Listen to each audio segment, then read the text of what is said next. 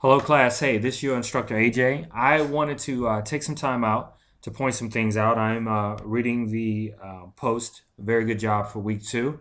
But I did notice some things that I wanted to point out, like I said, because if you want to get the very best grade you possibly can beyond the content of your post, you're definitely going to have to cite properly using the APA format.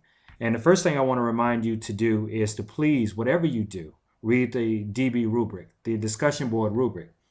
I've seen some very long posts, and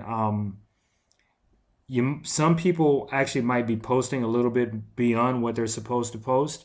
And so it's very important that you follow the DB rubric to get the very possible best grade, as well as read the APA information that I provided for you through the announcement boards and via reminders through the discussion board, letting you know that you should properly cite for and in the DB.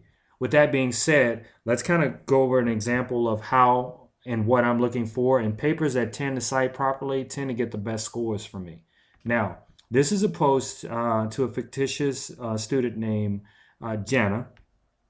And what I did was I was responding to her on her post about digital dirt and social networks. So as you can see here, I found an article, and I said additionally, the digital dirt article states, and I started with the quotation, as you can see highlighted here, and I ended with the quotation, and then right after I cited the author and the year that the article came out. Now, this right here is known as an internal citation, or some people call it a parenthetical citation or an internal reference. So with that being said, let's just say if it was a book and I was citing some pages in a book, in Diaz, the author, the information I was citing actually came from a book on a couple of pages. I would go page. If it came from one page, I would do P, say page 10, and that would be it. If it came from multiple pages, I would do PP, dot, say 10 through 12. So that's how you would cite multiple pages internally. Okay, so let me go back here. Now, so you understand the internal citation or the internal parentheticals or parenthetical citations. So when I finish saying what I have to say to the student post, I reference externally what I referenced internally. See, this is the internal and this is the external. I said Diaz is the author. This is the name of the article. It came from the Boston Globe, and I also put when it was retrieved.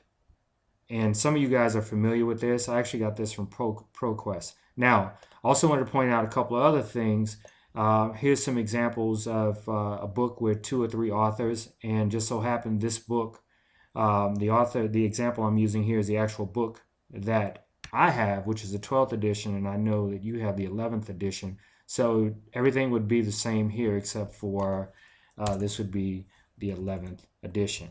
Okay, so let me go further down.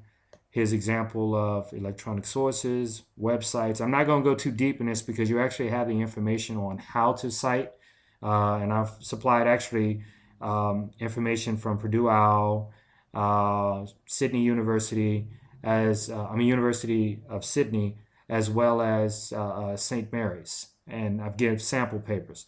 Here's one thing I definitely want to point out to you though. Never do this. Never, after writing your post, reference by just giving a website. This will not work. This is not correct. And also I wrote down a few points here. Points you should remember. You should cite externally only and not. No, you never cite externally only. If you're writing, say for example, I've seen it in a couple of posts, if you give a citation here externally, then you have to give a citation here internally somewhere in your paper that you're referencing to. So just putting an external citation is not correct. The internal has to come before the external. The second thing you should remember is never write an initial post in a DB and not cite at all, especially when you're referencing the material in the text, because in order to write about the material and how the material or the theories actually influence what you're saying, you actually have to cite it. So it's just part of citing properly in APA. And then the last thing I wanted to say: always refer to the APA guide whenever you're in doubt. Now, citing changes quite a bit. It has changed. As a matter of fact, we're on APA 6, but that's okay. You have the correct guides, and everything you need is right at your fingertips. So um, I'll leave you with this. Please remember to read the DB rubric, because I will be grading specifically on the rubric. And also, please read your APA information, because uh, points will be gained or lost by properly citing. I hope this video helps, and